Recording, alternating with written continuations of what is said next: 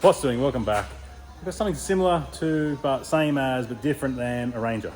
We have a BT50 3.2, so same as a Ranger, because even to the point where these intake hoses always snap like this one has, we get from Ford cheaper than you can get them from Mazda. So if you want to see that part number is cheaper from Ford than it is from Mazda. Everything crosses over and it's all the same. We've got this one in for a tune and a snorkel, and we've put an exhaust on as well, so I'll show you that. But what we get stock is what I can show you now. So we run this one up stock. It is auto, but it has a good exhaust on it already, but we'll run it up and this is what we've got. I'll show you some figures. We've got some new software as well. You might know some difference if you've been a long time viewer. Dyno's been updated with new software, so all the latest stuff in here, I can log way more stuff. That's pretty cool. So our intake air temp is just the workshop, well, sorry, not workshop, but this is your workshop temp here. That's what the air is coming in from the ECU, so what the MAF sensor's reading. So you can see that it's 22 degrees. Our peak manifold pressure is 18.2, so you can see that lines out here. That's peak at 18.2, and our peak of fuel is 29.7, but it's sitting around that 25 to 1 all the way through. Now, I did get a question on one of my other videos about AFRs. Diesels work different to petrols, but the same at the same time. So diesel doesn't need fuel to run. They can run lean as shit. They can really run really lean. Not really great. The idea of running lean isn't great because it doesn't make any more fuel efficient because the things are slug, more throttle input, all those things. That's another story. If you want to do it, let me know. Leave in the comments so I can go into more depth about that. But the way the AFR works is the higher the number, the leaner it is, the lower the number, the richer it is. So that's reading how much fuel per parts of air is there. So the lower the number, this is at like peak of 29.7, but average on 25. So it's 25 to 1. When we tune, we go lower than that to put a bit more fuel in to make a bit more power. And that's where the numbers come from. So the lower the number, the richer it is, the higher number, the leaner it is. So with those figures in mind, this is what we've got. Stock 103 and 361. We've got this new fandangle thing here now that comes up with our new Dyno software upgrade. So you can see it there as well, 2 for 1, don't know why, but that's what they do. So yeah, 100 kilowatts, 360 Newton meters. It does have an exhaust on it. It does have wheels and tires on it. I think there are, what have we got here? 285, so we've got a 33 on here in a Maxxis Razor. And exhaust and snorkel, stock airbox still. These airboxes are pretty good. You can upgrade them. Would run a Psycho one or something like that. They're a really good box, or a Fat Bars box. Those things are really good. We have one of these here ready to go for this customer, but hard pipes are the better upgrade for them because they will still swell and have problems. So if you do want to do it, I would recommend doing a hard pipe upgrade, both sides, turbo and intercooler side. Intercoolers in these are pretty good. You'll see in a second when we run it up, the intake air temps don't really go too much higher. EGRs are junk. The manifolds, that's EGR there, pumping, well, that's EGR pipe pumping back into the intake.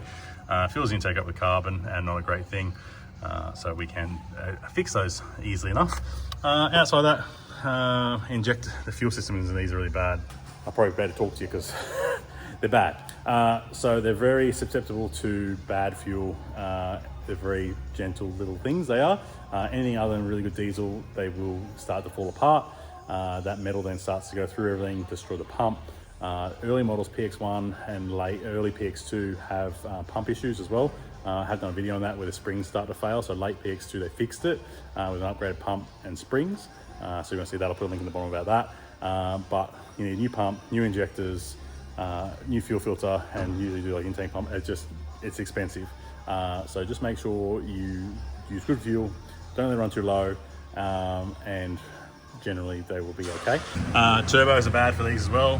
Factory turbos, no good on big boost. They will explode and fall apart. So there is a Power Max option, which is the same as a factory turbo, but has better upgrade internal, so you can run the boost. You won't make any more power at all, but just will be reliable forever.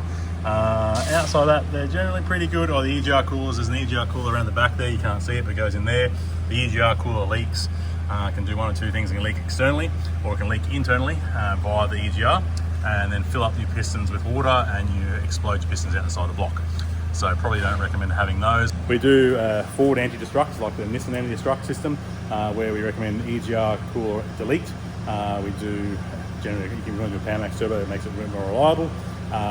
And that sort of will fix most of your problems because you have no EGR issues anymore, and a thermal valve that's auto. We'll do an auto thermal valve delete, so try and keep that trans temps down and be good to go. So Rangers, are they good? They are if they're fixed. You do our Ford anti-destruct system, like I said, where we do EGR coil delete. We can do a turbo, do injectors, and generally you are pretty good with a thermal valve to make sure our transits are good. But outside of that, these fuel filters can be put around the wrong way and create fuel temperature problems. I think that's a bit off the top of my head. If I think anything else, I'll get back to you later in the video. So, I've rambled on about the problems. There's heaps of problems with these Rangers.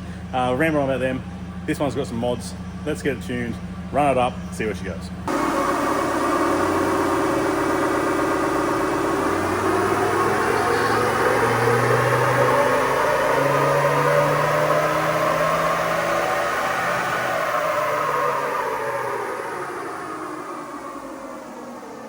And we're back. I scored a free hat.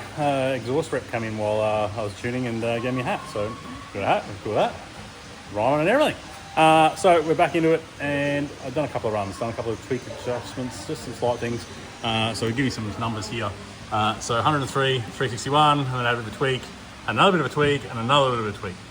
So you can just sort of see some slight increases as we go along here. And we'll show you some data so you can see what we've got. But so we've gone from here 103 to 121 and 361 to 443. Not massive gains. Like I said, these turbos aren't the greatest. So we're just trying to keep that turbo nice and safe. And until it upgrades, then we can go up. All right, so you can see some things here. So first run, sort of second run and third and fourth run where we sort of got some differences. So you can see the intake air temps are starting to get hotter. So intercooler does, like we're only talking 3 or 4 degrees. Like it's not a lot, but intercooler would keep that nice and level. But it's not skyrocketing to 70 like they with the Navaras do. So you can see the different runs there. Intake air temperatures will change. It'll let it cool down back down to here. I'm sure these numbers would go, not these numbers, but the horsepower numbers would go up. So boost pressures now, you can see we've got a max of 21.2. Just tips in there at 21.2. So we're just trying to tweak on a little bit here and there. And the same with our AFRs. We're tweaking now. We're sort of seeing, you can't see here, but we're sitting about sitting 17 to 1. Nice and neat across the boards. Talking about numbers, we're actually about sort of, well, that's matter of boost pressure, but we run our black line across here, and we're about 18.5 to 1. So about 18 to 1. Nice and flat line there, sort of taper through. This is on RPM as well, so it's a little bit messier. With our boost, you can see there where we peak there and there at 21. So yeah, 21 pound, about 18 to 1, and getting some good numbers. You can see them there, and that's our RPM. We can actually do better logging now with this new upgrade. I can actually log in RPM because it actually reads really quickly because we've got a new dongle, so it reads really, really fast, and we actually get some more data in there as well. Yeah, so we actually, with the upgrade, they've now opened up a whole heap more canned stuff we can read. So nowhere near as good as the mainline stuff yet. The new mainline hub dyno I've seen is awesome. Now shit you can log on that is crazy.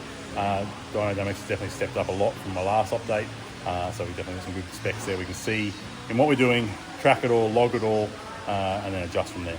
So there it is there. So 103 to 121.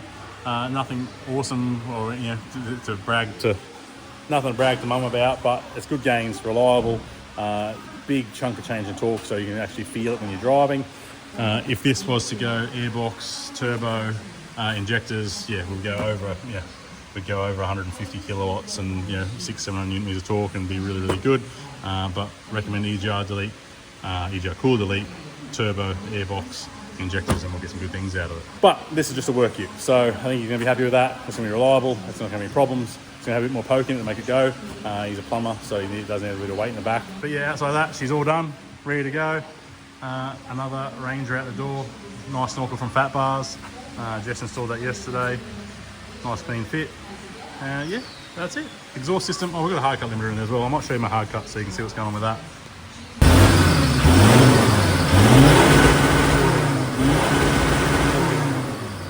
So just editing this, and it appears I haven't done an outro.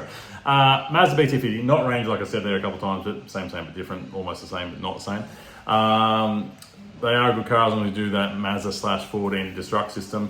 They will be good if you do that. Outside of that, we see too many fail between bad tuning or just unreliable and getting old and fatigue. So yeah, turbos can explode, all those things we've gone through earlier in the video. But if that interests you, give us a call, 54914626. Or if you want some information, give us a call. There's heaps of info on our website, heaps of info on our socials. We do heaps of these cars all the time. So yeah, that's it for this one. Mazda BT50, 3.2, the P5AT motor, same as the Ranger. And yeah, the PX1, PX2, same, and then the DPF models later on are all the same as well. But whether DPF in or DPF out, either what you do for farm use, and yeah, like I said, hard pipes, all that sort of stuff. But options are endless with them. Give us a call. We can go big G turbo stuff, or we can go little, whatever you want to do. But yeah, give us a call, 5491 4626. Until next week, I'll see you then.